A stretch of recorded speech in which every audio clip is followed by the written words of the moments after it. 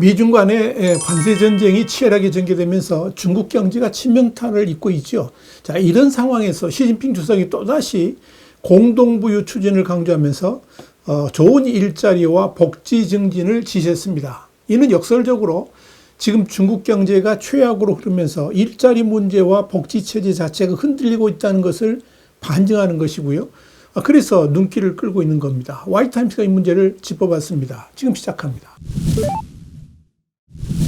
중국 공산당 기관지인 인민일보는 29일 시진핑 중국 국가주석이 전날 베이징 인민대회당에서 거행된 중화전국 총공회 성립 100주년 및 전국 노동모범 선진공작자 표창대 기념연설에서 우리나라 노동계급이 중국 공산당이 가장 굳건하고 믿음직한 계급적 토대이며 우리 사회주의 국가의 지도계급, 선진적 생산력과 생산관계의 대표자이며 중국 특색의 사회주의를 견제하고 발전시키는 주역이다. 그러면서 시진핑 주석은 이날 공동부유 추진에 초점을 맞춰야 하며 아울러 좋은 일자리와 노동자 복지 증진을 반드시 이룩해야 한다라고 강조했다. 이렇게 보도했습니다. 인민일보는 이어서 시 주석 연서 전문을 게재하면서 공동부유는 광범위한 노동자에 의해서 실현되어야 하며 광범위한 노동자에게 혜택이 돌아가야 한다. 그러면서 노동자 달래기에 주력했습니다. 시 주석은 특히 좋은 일자리 마련을 강력하게 지시했습니다. 그는 보다 좋은 취업 및 노동 조건을 만들고 고품질의 취업을 추진하며 노동, 기술, 지식, 혁신 등의 요소가 소득 분배에서 차지하는 비중을 질서 있게 높여야 한다. 그러면서 노동자 임금을 높여서 공동부유를 실현하되 단계적 추진을 강조했습니다. 또 시 주석은 전국 규모의 노동조합 설립 100주년을 맞아서 미래지향적 노동자 대우 건설을 강조했습니다. 그는 광범위한 노동자의 평생 교육과 끊임없이 소질 향상을 지도해서 지식형, 기술형, 혁신형 노동자 대군을 건설하기 위해 노력해야 한다라고 지시를 했습니다. 시진핑 주석이 미중 간의 관세 전쟁 가운데 경제가 어려워지고 있는 상황에서 그동안 이미 폐기한 것을 알려졌던 공동부유 카드를 다시 꺼내든 것은 그만큼 지금 상황이 어렵기 때문인 것으로 보입니다. 특히 미중 간의 관세 전쟁이 장기화된다면 당연히 노동자 계층이 동요할 수밖에 없고 이로 인한 중국의 저층 인민들의 민심이 흔들릴 수 있다고 판단했기 때문입니다. 실제로 스콧 베센트 미국 재무장관은 현지 시간으로 27일 미국이 부과한 145%의 중국에 대한 관세에 대해서 중국은 이 높은 관세 수준이 그들의 기업에 지속 가능하지 않다는 점을 깨달을 것이라면서 중국과 협상의 첫 번째 원칙으로 관세 전쟁에서 확전을 피하는 일이다. 이렇게 말했습니다. 베슨 장관은 그러면서 중국의 비즈니스 모델은 미국의 저가의 보조금 지원 상품을 판매하는 것에 기반을 두고 있다면서 이 공급이 갑자기 중단되면 중국 경제도 갑자기 멈출 것이다. 따라서 그들은 협상할 것이다. 이렇게 덧붙였습니다. 특히 이렇게 중국 내 공장 가동이 중단되는 일들이 벌어진다면 제일 먼저 저임금을 기반으로 미국의 싼 값으로 공급되었던 상품들부터 위기를 맞게 될 것이고 그렇게 되면 중국 내 저임금 노동자들부터 퇴출 대상이 오를 것이라는 점입니다. 그 수도 무려 1천만 명을 훌쩍 넘어설 수도 있다는 전망이 나오면서 중국 당국이 지금 전전긍긍하고 있는 겁니다. 시진핑의 발언도 이런 문제점을 고려하고 나온 것으로 보입니다. 당장 일자리를 잃게 된 노동자들의 민심이 흉흉하게 되면 중국 사회는 걷잡을 수 없게 될 수도 있다는 점에서 이들의 동요를 막고 달래기 위한 방편으로 또다시 공동부유라는 카드를 꺼내든 것이고 또한 일자리 증진이라는 달콤한 사탕 역시 꺼내든 겁니다. 그러나 공동부유 카드를 실제로 조자룡의 흥컬처럼 사용하게 된다면 그리 안에도 불안해하는 중국 중산층들은 더욱 더 탈중국에 나서거나 해외 재산 도피 등으로 맞서게 될 겁니다. 더불어 IT 기업들을 포함해서 그런 대로 잘 나가는 기업들에게 또다시 기부금 강요를 하면서 중국 산업은 또다시 요동칠 가능성도 있습니다. 지금 시진핑이 그런 자해적 행동을 하겠다고 나서고 있는 겁니다. 현재 중국 공산당과 시진핑 주석이 현재 위기 상황 돌파 및 민심 수습용으로 꺼내든 것은 크게 두 가지입니다. 그중 하나가 바로 중국 인민들에게 미국에 대한 적개심을 불러일으키면서 국뽕 분위기를 조성하고 이를 통해서 지금 중국에 닥쳐오는 고난의 원인이 미국 때문이라고 치부하는 일입니다.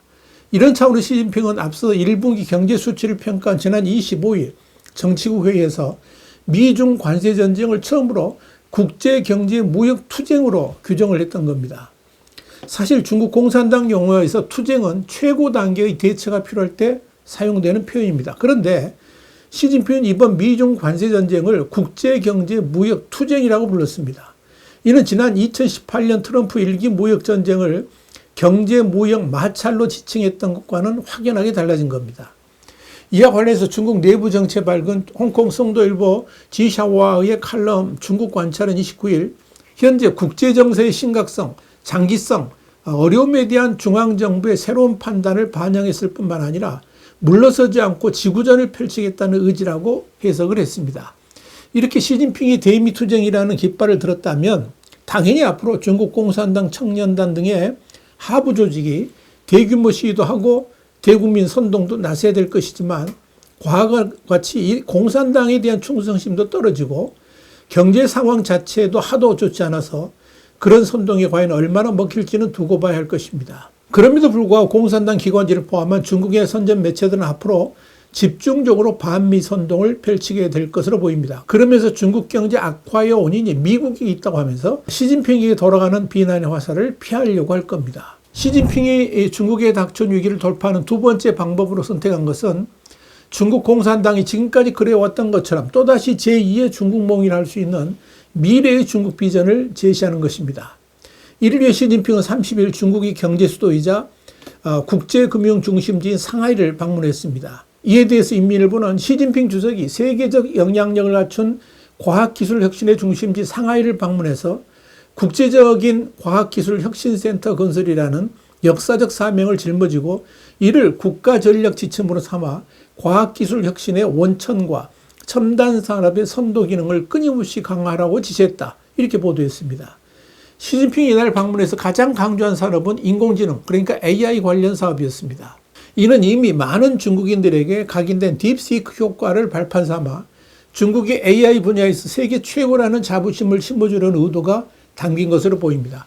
시진핑이 이날 방문해서 크게 강조한 것 중에 하나가 바로 일자리입니다. 그것도 젊은 세대가 자신의 재능과 능력을 보여줄 수 있는 젊은 일자리, 이 말을 부쩍 강조했습니다. 이는 지금 중국의 청년 세대가 일자리 문제로 심각한 어려움을 겪고 있다는 점을 감안해서 청년들의 미래가 밝다는 것을 의도적으로 보여주려 했던 것으로 판단됩니다. 이런 관점에서 인민일보는 중화민족의 위대한 꿈을 실현하는 것은 청년들에게 달려있다라고 강조했습니다. 그러면서 청년들 달래기에 나선 겁니다. 그러나 시진핑이 공동부유 카드를 꺼내면서 노동자들을 달리려고 또 중국의 AI 산업의 미래를 말하면서 청년들의 복잡한 마음을 달리려 하지만 과연 그런 시진핑의 시도가 얼마나 지금 어려움을 겪고 있는 이들의 마음을 움직일 수 있을지는 미지수입니다. 특히 미중 간의 관세전쟁으로 인한 어려움은 즉각 닥쳐옵니다. 아니 이미 관세전쟁 여파는 시작이 됐습니다. 수많은 공장들이 문을 닫고 있고 더더욱 상해만 해도 수많은 수출 공장들이 가동을 중단하고 또 한국까지 텅텅 빌 정도로 경제 자체가 유태한 연명 조치에 이미 진입한 상황입니다. 그럼에도 불구하고 시진핑이 이를 타개할 방법을 찾기는커녕 오히려 인민들에게 반미 선동하면서 비난의 타겟을 미국으로 돌리려는 행동 자체가 사악하기 그지없다라고 평가할 수 있을 겁니다.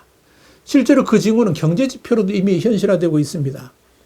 로이터 통신은 현지 시간으로 30일 중국의 4월 제조업 활동을 보여주는 PMI가 하락세를 보였다면서 이는 지난 2개월 동안의 회복세가 관세 전쟁으로 완전히 무너지고 있다는 것을 보여주는 지표다. 이렇게 보도했습니다. 로이터는 이런 수치는 3월에 50.5에 비해 4월에는 49.0으로 떨어져서 성장과 수축을 구분하는 기준인 50을 밑돌았고 로이터 통신 여론조사에서 예측한 중간값인 49.8에도 미치지 못했다는 점에서 심각하다라고 밝혔습니다. 이와 관련해서 왕단 유라시아 그룹 중국 지사장은 미국으로부터 주문의 절반을 잃으면 상하이 일대의 실업자가 많이 늘어날 것이다. 이렇게 지적한 바 있는데 이런 지적이 이미 현실화되고 있다고 봐야 될 것입니다. 한편 28일 인민대회당 행사에는 군을 대표해서 장유샤 중앙군사위원회 부주석이 참석해서 건재를 과시했습니다. 지난 3월 전인대 폐막식 이후 자취를 감춘 하워이동 부주석은 이날도 역시 모습을 드러내지 못했습니다. 와이타임스 국제정세 분석의 주목이었습니다. 감사합니다.